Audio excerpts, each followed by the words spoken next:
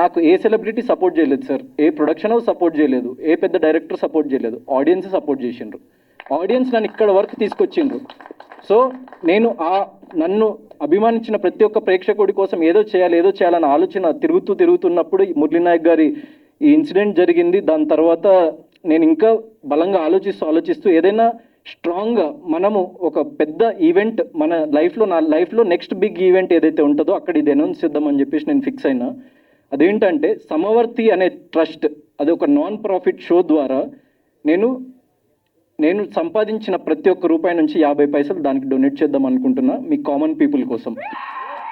And దాంట్లో first donation నా big బాస్లో నేను సంపాదించింది, నన్ను చాలామంది అడిగింది ఎంత రెమ్యూనరేషన్ సంపాదించాను. 30 లక్షలు సంపాదించింది సార్ నేను 10 వారాల నుండి. 15 లక్షలు సమవర్తి ట్రస్ట్కి నేను ఉన్న పలంగా దానికి డొనేట్ చేస్తున్నా. అండ్ దాంట్లో ఫస్ట్ డొనేషన్ మురళీ నాయక్ గారి ఫ్యామిలీకి 1 lakh రూపీస్ సభాముఖంగా ఇస్తున్నా. Please come sir.